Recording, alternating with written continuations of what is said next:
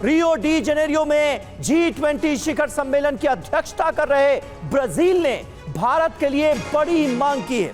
Brazil के राष्ट्रपति Lula da सिल्वा ने भारत को यूएनएससी में स्थायी सदस्यता की डिमांड की है। यूनाइटेड नेशन सिक्योरिटी काउंसिल, संयुक्त राष्ट्र सुरक्षा परिषद में स्थायी सदस्यता की मांग की है।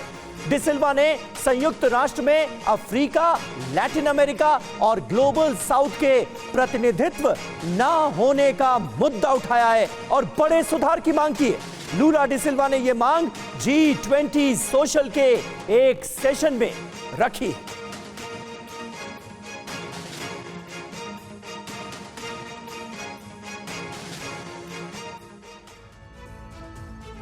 चलिए अब आपको जल्द भारत को संयुक्त राष्ट्र में स्थायी सदस्यता को लेकर ब्राजील के राष्ट्रपति ने जो बात कही है वो बता देते हैं, क्योंकि जब संयुक्त राष्ट्र बना तो इसमें सिर्फ 56 सदस्य थे। ये बात उनकी संबोधन के दौरान सामने आई है और ब्राजील ने जिस तरीके से ये बात अब सामने रखी है उसमें महत्वपूर्ण है कि जब संयुक्त राष्ट्र बना तो इसमें सिर्फ 56 सदस्य थे और आगे उन्होंने ये भी इस बात पर जोर दिया कि आज 196 देश संयुक्त राष्ट्र के सदस्य हैं। ऐसे में आज अफ्रीकी महाद्वीप सुरक्षा परिषद में कहां है पर है ये एक सवाल। जी हाँ, यूएनएससी में लैटिन अमेरिकी देशों का जो रिप्रेजेंटेशन है वो आखिर कहां है, ये बात उठाई गई है ब्राजील की तरफ से। एशिया कहां है, दक्षिण अफ्रीका, जर्मनी, भारत कहां है, ये कहा गया है। यूएनएससी में ये देश आखिर क्यों शामिल नहीं हैं? सिक्योरिटी काउंसिल में हमारा रिप्रेजेंटेशन क्यों नहीं है? G20 में जुटे हुए हैं दुनिया के तमाम प्रभावशाली नेता और ब्राजील ने मौका देखकर दरअसल आईना दिखाने की कोशिश की। हालांकि यूएन महासचिव एंटोनियो गुतेरेस की मौजूदगी के बीच ये बयान बहुत मायने रखता है समीर। ऐसे में ताकतवर देशों के सामने यूएन की हकीकत जिस तरीके से बताई गई है इस पर सवाल करूंगी। इस वक्त फॉर्मर एम्बेसडर योगेश गुप्ता हमें ज्वाइन कर चुके हैं और साथ ही बता दें DK Pandey sir defence expert के तौर पर इस वक्त स्टूडियो में हमारे साथ मौजूद हैं। योगेश जी, इस बयान को इस मंच पर इस तरीके से रखना क्या समझा जाए और साथ ही भारत और भारत की यूएनएससी की सदस्यता को देखते हुए कितना महत्वपूर्ण? देखिए, ये जो डिमांड है ये तो बहुत सालों से जो है कई मुल्क इसको उठा रहे हैं। अमेरिका भी है, रूस भी है और जो परमानेंट सदस्य हैं सिक्योरिटी काउंसिल के जैसे यूके है, फ्रांस है, सब उठा रहे हैं। अब मसला उसमें यह है कि कुछ मुल्क जो है वो नहीं चाहते कुछ लोगों की सदस्यता। जैसे for instance Italy was against Germany की मेंबरशिप है, अर्जेंटीना जो है पहले ब्राजील की मेंबरशिप के खिलाफ था, चाइना जो है, चाइना पाकिस्तान इंडिया की मेंबरशिप के खिलाफ थी, इसी तरह चाइना जो है जापान की मेंबरशिप के खिलाफ था। तो उसकी वजह से जो है एक तो सहमति नहीं बन पा रही है कि कौन कंट्रीज मेंबर्स होने चाहिए। दूसरी समस्या ये है कि जो पुराने मेंबर्स हैं जो कि दूसरी वर्ल्ड वॉर के बाद चुने गए थे वो अपनी सीट खाली नहीं करना चाहते और ना ही वो जो पुराना सिस्टम है जैसे वीटो का एक परमानेंट कॉन्सेप्ट है वो नए मेंबर्स को देना चाहते हैं आउट ऑफ शेयर जेलसी। तो इन कारणों की वजह से जो है एक मुद्दे पर एक आम सहमति नहीं बन पाई है। अब पिछले कुछ महीनों में जो है कई मुल्कों ने दोबारा इस बारे में बात शुरू की है जी, और अब कोशिश हो रही है कि इस मुद्दे को दोबारा उठाया जाए, लेकिन ये है अब सहमति बनाने में थोड़ा वक्त तो लगेगा। बिल्कुल, सहमति बनाने में थोड़ा वक्त लगेगा, लेकिन दबाव इसे लेकर सीधे तौर पर बढ़ता हुआ नजर आ रहा है। संयुक्त राष्ट्र सुरक्षा परिषद में भारत की स्थायी सदस्यता के समर्थन में ब्राजील समेत अमेरिका, फ्रांस, ब्रिटेन और रूस जैसे देश हैं, जबकि चीन इकलौता स्थायी सदस्य है जो भारत की स्थायी सदस्यता का विरोध कर रहा है। अगर चीन वाला अड़ंगा हट जाए तो भारत का रास्ता साफ है, लेकिन यह आसान नहीं है क्योंकि चीन भारत को अपने समानांतर बढ़ता हुआ नहीं देख सकता, ये हर कोई जानता है। ग्रुप कैप्टन DK पांडे साहब भी हमारे साथ मौजूद हैं। पांडे साहब, हाल ही में भारत और चीन के संबंध बेहतर हुए हैं, लेकिन क्या चीन की रजामंदी इसे लेकर सामने आएगी? भारत को स्थायी सदस्यता दिए जाने में सबसे बड़ा रोड़ा चीन का नजर आता है, ये रोड़ा दूर हो सकता है क्या? क्योंकि अब दुनिया ये मान रही है कि भारत को यूएनएससी में रिप्रेजेंटेशन मिलना ही चाहिए। देखिए, भारत सदैव वसुधैव कुटुंबकम की नीति पर रहा है और हम ये मानते हैं पूरा विश्व जो अगर कुटुंब है और उसमें चीन भी एक उस कुटुंब का सदस्य है, तो आज नहीं तो कल कुटुंब के सभी सदस्य जो हैं वो सहमति बनाएंगे, इसमें कोई दो राय नहीं है। लेकिन जिस प्रकार से पिछले एक माह में जो अंतर आया है, कूटनीतिक संबंध हमारे थोड़े प्रगाढ़ हुए, देखिए निश्चित सामान्य नहीं हुए हैं, प्रगाढ़ जरूर हुए हैं, तो लेकिन उचित दिशा में कदम बढ़ा है, ये अपने आप में एक बहुत ही महत्वपूर्ण डेवलपमेंट है। अब जहां तक बात है कि ये G20 समिट जो हो रहा है ब्राजील में, उसका जो एम है, मोटो क्या है, बिल्डिंग ए जस्ट वर्ल्ड, न्याय संगत विश्व की निर्माण। तो न्याय संगत तो कहाँ हुआ? यूनाइटेड नेशंस सिक्योरिटी काउंसिल में वो देश हैं जो कि अपने ही एजेंडा को वो वहाँ पर लागू करते हैं। तो अब जिस प्रकार से हमने G20 सम्मेलन का आयोजन किया, वहाँ पर देश आए और ग्लोबल साउथ को जो है जिस प्रकार से हमने दिया समर्थन और उसको आगे बढ़ाया, उनके अब हमारा उसमें हमारा लाभ क्या निहित था विश्व को पता है। हम ग्लोबल साउथ का जो लाभ हम देख रहे थे, तो ये एक विश्व गुरु की जो है एक बहुत बड़ी क्वालिफिकेशन है, जो भारत उस रूप में बहुत खरा उतरा है। जिस प्रकार से हमने कोविड में 100 से अधिक देशों को वैक्सीन दिया और समय के साथ जहां भी कुछ अर्थक्वेक हो रहा है या कोई आपदा, प्राकृतिक आपदा, हम पहले देश होते थे हमेशा उनकी सहायता देने में। तो ये बताता है कि हम गुड गवर्नेंस, सस्टेनेबल डेवलपमेंट और अस्तित्व के ऊपर हम विचार करते रहे हैं। तो ऐसे दशा में जस्ट वर्ल्ड के लिए जो रिक्वायरमेंट है वो ये है कि यूनाइटेड नेशन सिक्योरिटी काउंसिल का तुरंत ही जितना जल्दी हो सके उसके संरचना में परिवर्तन किया जाए। माने सर, जो बात आपने कही है जी सर, जो बात आपने कही है, अगर ब्राजील ने भारत की स्थायी सदस्यता की वकालत की है और संयुक्त राष्ट्र के पुराने ढांचे में सुधार की सलाह दी है, तो यही उसकी ठोस वजह भी है जो बात इस वक्त स्टूडियो में एक्सपर्ट कर रहे हैं, क्योंकि भारत की छवि वैश्विक गुरु की है और ताकतवर देश भी भारत का लोहा मानते हैं। अब युद्ध हो या कोई और विवाद, भारत की सलाह को गंभीरता से लिया जाता है। ऐसा इसलिए क्योंकि भारत के पास विजन है, क्षमता भी है ग्लोबल सुपर पावर बनने की। अब इसी लिहाज से भारत का यूएनएससी सदस्यता को देखते हुए मजबूत दावेदार होना ही एक सबसे बड़ी बात इस वक्त समीर है। जी आइए अपने दर्शकों को समझाते हैं कि यूएनएससी में स्थायी सदस्यता का भारत मजबूत दावेदार कैसे है। इसकी कई अहम वजह हैं, आज वो वजह हम आपके सामने रखते हैं कि क्यों ये मांग पुरजोर तरीके से अब आगे बढ़ती हुई नजर आ रही है। 142 करोड़ से ज्यादा की जनसंख्या, यूएनएससी में इतनी बड़ी आबादी का रिप्रेजेंटेशन बहुत ज्यादा जरूरी है, यह हर कोई मान रहा है। तेजी से बढ़ती अर्थव्यवस्था, पिछले 10 साल में भारत की औसतन सालाना विकास दर 7% रही है और ऐसे देश का रिप्रेजेंटेशन यूएनएससी में ना हो, ये भला कैसे मुमकिन है। परमाणु निरस्त्रीकरण का समर्थन किया हमने, परमाणु शक्ति के बावजूद भी दिखावा नहीं किया, निरस्त्रीकरण का समर्थन किया। हालांकि सबसे प्रबल उम्मीदवार एटलांटिक काउंसिल की रिसर्च, स्थायी सदस्य बनने की संभावना भी यहां 26% है और ग्लोबल गुरु, ताकतवर देश भी भारत का लोहा मान रहे हैं। ऐसे में वैश्विक गुरु की छवि जो बनी है, योगेश सर, ओवरऑल भारत की रिप्रेजेंटेशन के लिए अगर मैं सरल शब्दों में बात करूं तो क्राइटेरिया क्या होना चाहिए, उसी आधार पर ये इंफॉर्मेशन भी रख रहे हैं। लेकिन इसी क्राइटेरिया को पूरा करते हुए भारत की आज की विश्व स्तर पर भूमिका कितनी बड़ी वजह और कितना ठोस सबूत पूरी दुनिया के सामने है। देखिए, जहां तक रिप्रेजेंटेशन का मसला है तो क्राइटेरिया तो यही है कि भाई उस मुल्क की ग्लोबल इंपॉर्टेंस क्या है, उस मुल्क का ग्लोबल रोल क्या है, उस मुल्क की ग्लोबल स्टैंडिंग क्या है, पीस और सिक्योरिटी वगैरह में जो है उसका क्या रोल रहा है, और डिफरेंट इश्यूज है, जैसे ह्यूमैनिटेरियन इश्यूज है, डिजास्टर रिलीफ है, इस यूएन पीस कीपिंग है, इन सब इश्यूज के ऊपर किस तरह की भूमिका जो है वो मुल्क निभाता है। तो जैसा कि आपने अभी बताया कि इन सब मुद्दों पर देखिए, चाहे इकोनॉमी है या पॉपुलेशन है या जीडीपी का साइज है या contribution to global economic growth है या यूएन पीस कीपिंग एफर्ट्स है, global peace and security efforts है, इन सब मुद्दों पे जो है भारत खरा उतरता है। लेकिन ये है कि यूएन के अंदर एक बात हमें समझनी पड़ेगी, वो ये है सब मुल्क जो है अपने अपने देश के इंटरेस्ट को प्रमोट करते हैं। वो कोई ऐसा फोरम नहीं है जहां मॉरल्स या एथिकल बेसिस पर या कोई जैसे कहते हैं कि किसी अच्छे मतलब किसी नोबल काम के लिए लोग वहां गए, ऐसा कुछ नहीं। वहां पर सब अपने अपने इंटरेस्ट को प्रमोट करते हैं, अपने अपने इंटरेस्ट को जो है वो प्रोटेक्ट करते हैं।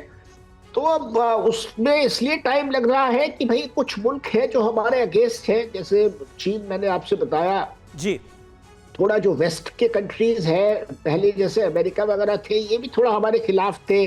उनका सोचना ये था कि भारत की जो इमेज है या जो भारत का स्टैंड है वो सोवियत यूनियन या रूस के ज्यादा करीब होता था। अब वो उस पर थोड़ा बदलाव आया है, लेकिन ये कि अभी भी मतलब जैसे चीन वगैरह है ये हमारे अगेंस्ट है। बिल्कुल। और इसमें थोड़ा सा आप देखिए, थोड़ा वक्त लगेगा इसमें बदलाव लाने के लिए। बिल्कुल सही बात है। और चीन के रुख में आने वाले वक्त में क्या बदलाव होगा, यह निश्चित तौर पर एक बड़ा सवाल है जिसका जिक्र योगेश जी आपने किया। वहीं अब अपने दर्शकों को यह भी समझाते हैं कि यूएनएससी में जिन सुधारों की जरूरत बताई जा रही है उसकी वजह क्या है। दरअसल यूएनएससी में कुल 15 सदस्य हैं, जिसमें से 5 स्थायी सदस्यों के पास वीटो पावर होता है। यह बड़ा अहम है। यूएनएससी में कुल सदस्य 15 और स्थायी सदस्य 5, चीन, फ्रांस, ब्रिटेन, यूएसए और रूस, और इन्हीं 5 देशों के पास होता है वीटो पावर। प्रतिनिधित्व नहीं है एशिया का, अफ्रीका का, लैटिन अमेरिका का, पश्चिमी यूरोप का और कैरेबियाई देशों का।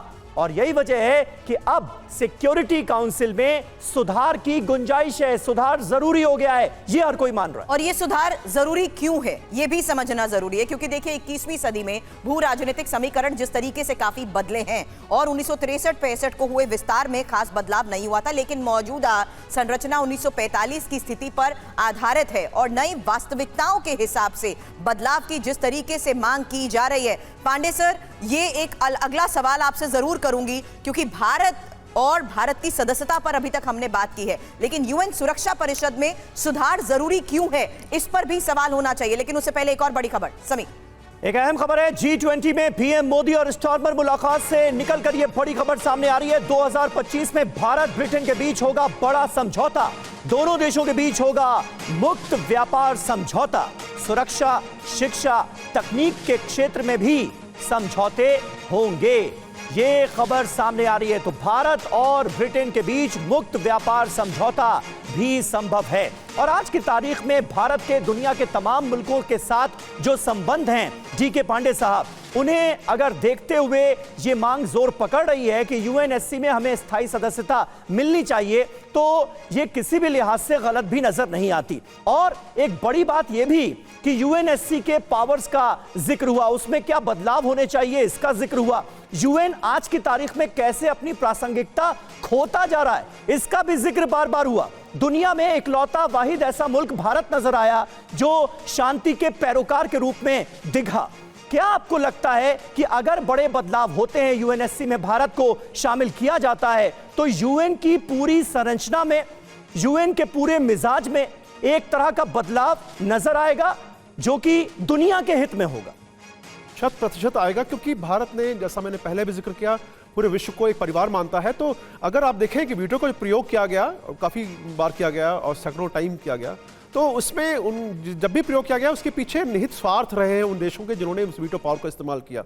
लेकिन भारत ने अपने गुड गवर्नेंस, मल्टीलैटरलिज्म का जोर दिया है, अस्तित्व पर जोर दिया है। डेमोक्रेसी हमारी लार्जेस्ट डेमोक्रेसी है विश्व की। हमने लोकतंत्र के मूल्यों को कभी आंच नहीं आने दिया। तो ये बताता है कि भारत बहुत परिपक्व डेमोक्रेसी है और वो वहां जाने के बाद पूरे विश्व के लिए क्या रिक्वायर्ड है, एक्चुअली क्या रिक्वायर्ड है, उस पर जोर देगा। और वीटो पावर का जो इस्तेमाल है वो विश्व के सुधार के लिए और एक सस्टेनेबल प्लेनेट के लिए करेगा, जो कि शांति और सौहार्द वातावरण बनाए पूरे विश्व में, जहां पर छुटपुट घटनाएं हो रही हैं। क्योंकि उन घटनाओं को समाप्त करने के लिए जो प्रयास किए जाने चाहिए, उसमें जो राष्ट्र जुटे थे उनके खुद के स्वार्थ भी निहित थे। तो ऐसी दशा में कभी जो सही जो है लॉन्ग टर्म जो रिजल्ट हम नहीं मिले, अब संभावनाएं बढ़ जाएंगी। जब भारत आएगा तो वो शांति के लिए जो प्रयास किए जा रहे हैं उसमें बहुत ही सिंसियरली उस पर अप्रोच होगी। लेकिन ध्यान रहे कि इतना यह सब तब होगा जब भारत आएगा। भारत को आने के द्वार खोलने के लिए अभी थोड़ा समय लगा, क्योंकि चीन अभी बहुत बड़ा मुद्दा उठाया है। साथ में चीन के समर्थक देश हैं, वो भी उसके साथ हैं और वो चाहेंगे कि चीन जो कहे वो पिछलग्गू हैं तो वही उनको पालन हो। तो जिस प्रकार से हम प्रयास कर रहे हैं, कूटनीतिक हमारे कदम आगे बढ़ रहे हैं, मल्टीलैटरलिज्म को हम बहुत भारत का पिछले बढ़ावा दे रहे हैं। 10 सालों में जो रिप्रेजेंटेशन रहा है, इसीलिए मैंने थोड़ी देर पहले कहा था कि पूरी दुनिया ये देख चुकी है कि भारत और भारत का रुख ग्लोबल इश्यूज को देखते हुए भी कितना मायने रखता है और किस तरीके से वहां भी वो हेडलाइंस हमेशा बनता है। ये बात इसलिए भी कह रही हूं क्योंकि एक और बड़ी खबर है, और ये ब्राजील में आयोजित G20 समिट से निकली वो बड़ी खबर, जहां प्रधानमंत्री नरेंद्र मोदी ने G20 समिट में बैक टू बेसिक्स और मार्च टू फ्यूचर मंत्र दिया है और वैश्विक संस्थाओं में सुधार की जिस तरीके से वकालत की है, ये सबसे बड़ी खबर है। आपको बता दें, एक पृथ्वी एक परिवार एक भविष्य की थीम को प्रासंगिक बताया है। पीएम मोदी ने फ्रांस के राष्ट्रपति मैक्रो, ब्रिटिश पीएम का की स्टार्मर समेत कई राष्ट्राध्यक्षों से द्विपक्षीय बातचीत भी की है। तो देखिए, G20 समिट में प्रधानमंत्री नरेंद्र मोदी का संबोधन हुआ है और इससे कुल 5 बड़ी बातें निकलकर सामने आ रही हैं जो जल्दी से आपके सामने हम रखना चाहेंगे। पहला, भुखमरी और गरीबी के खिलाफ एकजुटता के लिए ब्राजील की पहल का पीएम मोदी ने समर्थन किया है, भारत ने समर्थन किया है। एक पृथ्वी, एक परिवार और एक भविष्य इस समिट में भी उतना ही प्रासंगिक है, ये पीएम मोदी ने कहा। G20 में अफ्रीकी संघ को शामिल कराया, बाकी प्रशासनिक संस्थानों में ऐसे ही सुधार करेंगे, ये कहा है पीएम मोदी। हालांकि जंग की वजह से दुनिया में खाद्य पदार्थ, तेल और उर्वरक संकट, ग्लोबल साउथ पर सबसे ज्यादा असर, जिसका थोड़ी देर पहले एक्सपर्ट भी जिक्र कर रहे थे। साथ ही G20 की चर्चा तभी सफल होगी जब हम ग्लोबल साउथ की चुनौती और प्राथमिकताओं का ध्यान रखें। ये बड़ी बातें कही गई हैं, लेकिन इसी के साथ ही प्रधानमंत्री मोदी ने फ्रांस के राष्ट्रपति, आपको बता दें, इमैनुअल मैक्रो से भी मुलाकात की। इटली के प्रधानमंत्री मेलोनी के साथ द्विपक्षीय बैठक हुई है। पीएम ने नॉर्वे के प्रधानमंत्री जोनास गहर स्टोर और इंडोनेशिया के राष्ट्रपति प्रोवोबो सुबियांटो और साथ ही पुर्तगाल के प्रधानमंत्री लुइस मोंटेनेग्रो के साथ भी द्विपक्षीय बैठक की है। ये वही तस्वीरें इस वक्त आपके सामने, जहां देखिए ग्लोबल लीडर्स के साथ प्रधानमंत्री नरेंद्र मोदी की ये मुलाकात। और पीएम मोदी आज G20 समिट के तीसरे सत्र में शामिल होंगे, जिसका विषय है सतत विकास और ऊर्जा संक्रमण। इसके साथ ही पीएम मोदी कई देशों के राष्ट्राध्यक्षों के साथ द्विपक्षीय बैठक भी करेंगे। पीएम मोदी आज ब्राजील के राष्ट्रपति लूला दा डिसिल्वा, चिली के राष्ट्रपति गैब्रियल बोरेक और अर्जेंटीना के राष्ट्रपति जेवियर माइली के साथ द्विपक्षीय बैठक करेंगे। पीएम आज ऑस्ट्रेलिया के प्रधानमंत्री एंथनी एल्बनीज के साथ भी द्विपक्षीय बैठक करेंगे। यानी कई मायनों में आज का दिन बहुत खास है। बायलैटरल टॉक से बहुत सारी उम्मीदें भी लगाई जा रही हैं। और अब बात भारत चीन के बीच चल रही कूटनीति की। आपको बता दें, चीन ने कहा है कि पीएम मोदी और राष्ट्रपति शी जिनपिंग के बीच कई मुद्दों पर बनी आम सहमति को वे लागू करने के लिए तैयार है। अब ब्राजील में G20 समिट से अलग मोदी और जिनपिंग के बीच मुलाकात की संभावनाओं के बारे में पूछे जाने पर चीनी विदेश मंत्रालय के प्रवक्ता लिन जियान ने कहा, चीन दोनों देशों के नेताओं के बीच अहम मुद्दों पर बनी आम सहमति को लागू करने, संवाद एवं सहयोग बढ़ाने और रणनीतिक आपसी विश्वास को बढ़ावा देने के लिए भारत के साथ मिलकर काम करने के लिए तैयार है। हालांकि चीनी विदेश मंत्रालय ने G20 समिट से अलग मोदी और जिनपिंग की मुलाकात के बारे में कोई भी जवाब नहीं दिया है। पिछले महीने रूस के कजान में ब्रिक्स शिखर सम्मेलन के दौरान मोदी और जिनपिंग के बीच करीब 50 मिनट के बीच बातचीत हुई थी। लेकिन ये टाइमिंग, योगेश सर, कितनी इंपॉर्टेंट हो जाती है। और ये बात मैं इसलिए भी कर रही हूं क्योंकि चीन जिस तरीके से भारत का UNSC की सदस्यता को देखते हुए विरोधी रहा है, भारत की ऐसी क्या ताकत बढ़ जाएगी, भारत को क्या हासिल होगा, ये बस आखिरी सवाल इस मुद्दे पर आपसे करना चाहती हूं, क्योंकि ये ओवरऑल समझना जरूरी है कि किस तरीके से विरोध जताया जा रहा था, लेकिन इस विरोध की वजह क्या है, आखिर ऐसा क्या गेन करेगा भारत जिससे इन्हें ऑब्जेक्शन।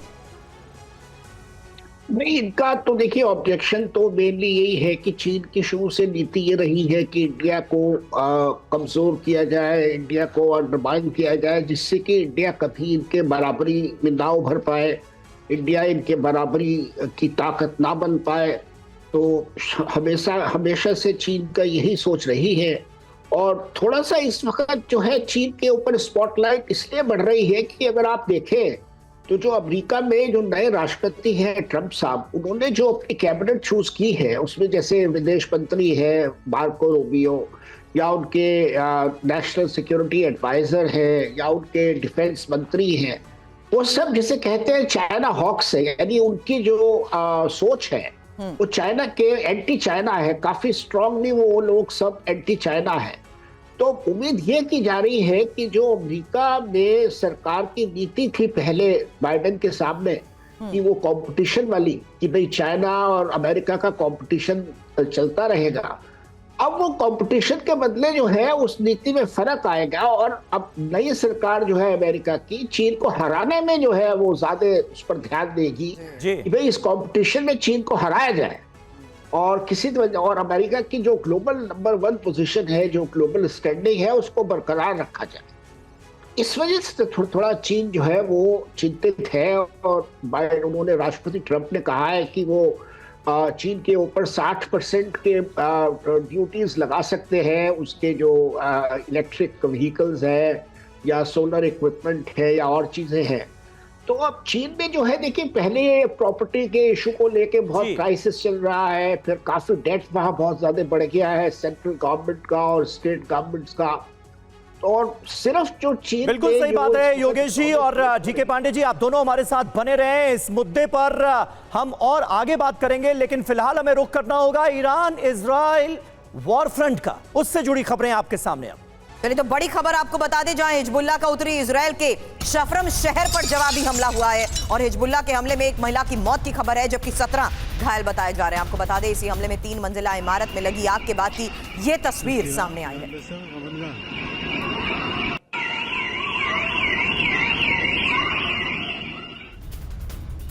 और एक और बड़ी खबर है, तेल अवीव के पास हिजबुल्लाह के हमले का एक और वीडियो सामने आ गया है। रिहायशी इलाके में मिसाइल गिरने के बाद धमाका हुआ है, ये देखिए तस्वीरें। कई मिसाइलों को हवा में ही ध्वस्त करने का इजराइल ने किया है दावा। हिजबुल्लाह के हमले में 17 से ज्यादा लोग घायल हुए।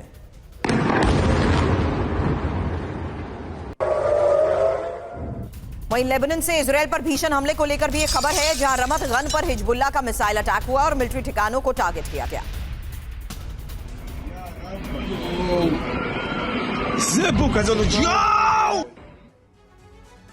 और इजराइल लेबनान का युद्ध किसी भी वक्त महायुद्ध में तब्दील हो सकता है। दोनों तरफ से एक दूसरे पर ताबड़तोड़ हमले हो रहे हैं। इजराइल की सेना चुन चुन कर लेबनान के अलग अलग इलाकों को निशाना बना रही है। हिजबुल्लाह के नेटवर्क और ठिकानों को तबाह करने के लिए आईडीएफ ग्राउंड ऑपरेशन भी चला रही है। इजराइल की सेना नईम कासिम की तलाश में ऑपरेशन भी लॉन्च कर चुकी है। उधर हिजबुल्लाह भी इजराइल पर जवाबी हमले करने से पीछे नहीं हट रहा है।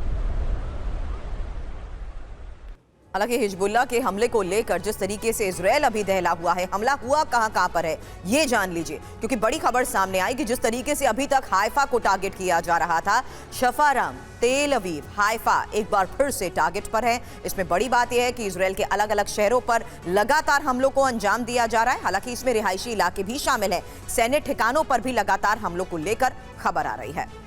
जी हाँ, नीचे की ब्रेकिंग हटा लेंगे तो इंफॉर्मेशन जो है वो हमारे दर्शकों तक पहुंच जाएगी सही तरीके से। रॉकेट और ड्रोन से ताबड़तोड़ हमले हो रहे हैं, बुनियादी ढांचों को बनाया गया है निशाना। हिजबुल्लाह का हमला लगातार जारी है। इजराइल को दहलाने की कोशिश लगातार हिजबुल्लाह की तरफ से की जा रही है। एक बड़ा सवाल यहां डीके पांडे साहब ये भी जहन में आता है कि क्या हिजबुल्लाह की ताकत अभी भी इतनी बची हुई है कि इजराइल को दहलाने की वो न सिर्फ योजना बना रहा है बल्कि योजना पर अमल भी लाया जा रहा है और वो सफल भी हो जा रही। देखिए, हम सबको ये पता है कि किस प्रकार से ईरान का सपोर्ट रहा है और ईरान को सपोर्ट करता रहा है रशिया और कोरिया और चाइना, तीनों मिलकर सपोर्ट कर रहे हैं ईरान को, और ईरान जो है फर्दर उसको आगे अपने असला भेजता है हिजबुल्लाह को। लेकिन एक डेवलपमेंट और हुआ है जो कि अभी लाइमलाइट में नहीं आ पाया है पूर्णतः, कि लेबनान और हिजबुल्लाह दोनों ने यूनाइटेड स्टेट्स के जो एम्बेसडर हैं उनको कहा है कि हम शांति के लिए तैयार हैं अगर इजराइल वार्ता के लिए तैयार होता है तो। लेकिन मजेदार चीज़ ये है कि भाई लेबनान और हिजबुल्लाह क्यों? हिजबुल्लाह कौन है? ये तो प्रॉक्सी है और ये तो मिलिटेंट ग्रुप में काउंट होता है। तो ये बड़ा ये अजीब सा एक डेवलपमेंट हो रहा है। लेकिन जिस प्रकार से ईरान ने फोर्सेस को जो रिक्वायर्ड आर्मामेंट्स हैं, एमुनेशंस हैं, ड्रोन्स हैं, लेटेस्ट ड्रोन्स जो है उनको सप्लाई किया है, और उनका जो एक्सेस ऑफ रेजिस्टेंस है वो यही है कि किस प्रकार से ड्रोन मिसाइल से और उनके प्रॉक्सी के द्वारा, उनके प्रॉक्सी हमें सबको पता है कि हमास, हुती और हिजबुल्लाह, किस प्रकार से उनका इस्तेमाल किया गया है इस क्षेत्र में, ये जग जाहिर है। तो इनको जो अगर वो सपोर्ट नहीं मिलता होगा तो फिर ईरान को खुद उतरना पड़ेगा अखाड़े में, जो कि ईरान कभी नहीं चाहता खुल के लड़ाई में आना। वो चाहता है कि परोक्ष रूप से ही वो जो है इस लड़ाई में रहे। सर, वो कहीं ना कहीं कामयाब भी हो चुका है पूरी तरीके से, क्योंकि सीधा इजराइल के अंदर वार करना, यहां तक कि नेतन्याहू और उनके घर को टारगेट करना, और अब तो आईडीएफ के बेस को भी टारगेट किया जा रहा है। ये बात इसलिए कर रही हूं क्योंकि इसी वॉर फ्रंट पे हम देख रहे हैं कि इजराइल जिस तरीके से लेबनान में अपने ऑपरेशंस को चला रहा है, बेरूत पर इजराइल के हवाई हमलों को लेकर भी एक और बड़ी खबर है, और हिजबुल्लाह के ठिकानों को जिस तरीके से टारगेट किया गया उसमें भी ज्यादातर वो लोकेशंस हैं जो उनके वेपन स्टोर हैं, वो लोकेशंस हैं जहां से वो ऑपरेट कर रहे हैं। तो यानी हिजबुल्लाह के ठिकानों को जिस तरीके से टारगेट किया जा रहा है, उसमें फिलहाल एक और खबर आई है कि इजराइल ने जिस जगह पर हमले को अंजाम दिया है वहां 5 लोगों की मौत हुई है, जबकि 28 घायल। और देखिए, इस बीच लेबनान की राजधानी बेरूत में इजरायली हमले के बाद अफरा तफरी मच गई। घायलों को बचाने के लिए कई एम्बुलेंस मौके पर पहुंची। इजरायली हमले के बाद लोगों में चीख पुकार मच गई। ये तस्वीरें आप देखिए, किस तरह से इस हमले के बाद इस पूरे इलाके में कोहराम बरपा है। इसका अंदाजा आप इन तस्वीरों को देखकर लगा सकते हैं कि इस वक्त हालात वहां कैसे हैं।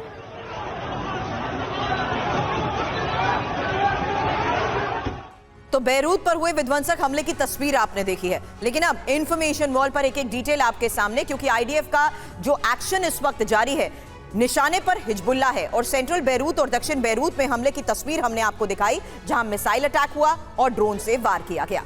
जी हां, और दाहिया को दहलाया गया है। हिजबुल्लाह का जो यहां पर हेडक्वार्टर था उस पर हमले हुए हैं। दाहिया के अंदर जो बड़े सेंटर्स थे हिजबुल्लाह के, उन्हें तबाह कर दिया गया है और हमले में हिजबुल्लाह को भारी नुकसान की खबर सामने आ रही है। आईडीएफ की एयर स्ट्राइक से पूरा शहर तबाह हो गया है। दाहिया वो इलाका है जहां कुछ दिनों पहले तक टीवी9 भारतवर्ष की टीम भी मौजूद थी। इस पूरे इलाके में जबरदस्त तबाही हुई। हालांकि जिस तरीके से ऑपरेशंस को अंजाम दिया जा रहा है, फिलहाल आईडीएफ ने जिस तरीके से बारूदी प्रहार किया है पिछले 48 घंटे में, खबर यह है कि 3 बड़े हवाई हमलों को अंजाम दिया गया है, जिसमें 28 लोग जख्मी हुए हैं, जबकि 5 को अपनी जान भी गंवानी पड़ी है। ऐसे में जरूरी बात समीर इस बीच यही है कि लेबनानी सरकार के मुख्यालय के पास उस वक्त हमलों को अंजाम दिया गया है और ये लोकेशन बहुत इंपॉर्टेंट हो जाती है। जी हां, मध्य बेरूत में कई इमारतों को निशाना बनाया गया है और बेरूत में हमने देखा कि तमाम जो रिहायशी इमारतें हैं वो भी हमले की जद में आ रही हैं। उन्हें निशाना बनाकर भी हमलों को अंजाम दिया जा रहा है। और बेरूत में इजराइल के विध्वंसक हमले के बाद हिजबुल्लाह ने जो जवाबी हमला किया है उसमें तेल अवीव के पास रामत गान में भारी नुकसान हुआ है। आपको 3 तस्वीरों के जरिए हिजबुल्लाह के हमले के बाद हुई तबाही दिखा रहे हैं। इस हमले पर इजराइल ने कहा है कि वो अपने नागरिकों की सुरक्षा के लिए और ज्यादा पुख्ता इंतजाम करेंगे। लेकिन योगेश सर, ये भी तो एक हकीकत है कि हिजबुल्लाह को उसी के गढ़ में कमजोर अभी तक इजराइल नहीं कर पाया। ये बात इसलिए कर रही हूं कि हिजबुल्लाह तो और ज्यादा एग्रीवेट होते हुए सीधे इजराइल के अंदर हमला करने में कामयाब होते हुए बड़े दावे कर रहा है। भाई देखिए, हमें जो है एक जिसे कहते हैं ना, एक ओवरऑल सिचुएशन या ब्रॉड सिचुएशन, उसको ध्यान में रखना पड़ेगा। राष्ट्रपति ट्रंप जो पावर में आने वाले हैं, उन्होंने इजराइल को पूरी खुली छूट दे दी है कि जो तुम्हें करना है करो। कि जो ये आप टेरर ग्रुप्स हैं, इनको आप जो आप कर रहे हो, इनको मार रहे हो, इनको आप डिस्ट्रॉय कर रहे हो, इसमें आप करिए पूरी तरह से, बस जल्दी कर दीजिए। वो ये कह रहे हैं कि जल्दी कर दो, जिससे मामला जो है शांति वहां पे स्थापित हो पाए। तो इसलिए अब आज की तारीख में इजराइल के ऊपर कोई रिस्ट्रिक्शन नहीं, और इजराइल कोशिश कर रहा है कि जितना जल्दी हो सके जितने भी ये हिजबुल्लाह के ठिकाने हैं उनको वो क्लीन अप करें। उधर ईरान कमजोर हो गया है। पहले तो ईरान कह रहा था कि हम थोड़ा सा कुछ हमला कर सकते हैं इजराइल के ऊपर। जब से राष्ट्रपति ट्रंप आए हैं, ईरान जो है बिल्कुल चुप बैठ गए हैं, क्योंकि उन्हें पता है कि अगर राष्ट्रपति ट्रंप पावर में आ जाते हैं तो उसके बाद जो है फिर वो काफी सख्ती से इजराइल के साथ पेश आ सकते हैं जी। तो इसलिए ईरान भी अब चुप बैठ गया है। इसलिए इजराइल के ऊपर अब कोई रोक है ही नहीं, तो इजराइल जो है इसका मौके का पूरा फायदा उठा रहा है। ये अहम बात आप कह रहे हैं कि इजराइल को ऐसा लगता है कि खुली छूट मिल गई है, जिसका नतीजा इस वक्त इस वॉर फ्रंट पर हमें साफ तौर पर नजर आ रहा है, ताबड़तोड़ हमलों के जरिए। वहीं हमास के नेताओं को लेकर नाटो में भी तनाव है। हमास नेताओं को शरण देने पर तुर्की को अमेरिका ने धमकाया है। कतर छोड़ हमास के कुछ नेता तुर्की में शरण ले चुके हैं और अमेरिका इस बात से नाराज है। अरब राजनयिक के हवाले से शरण देने की बात सामने आई है। हमास के वो टॉप कमांडर्स, वो नेता जो अब तक कतर में रह रहे थे, कतर से इन्हें निकाले जाने के बाद अब तुर्की ने इन नेताओं को दी है शरण। अमेरिका इसी से नाराज है।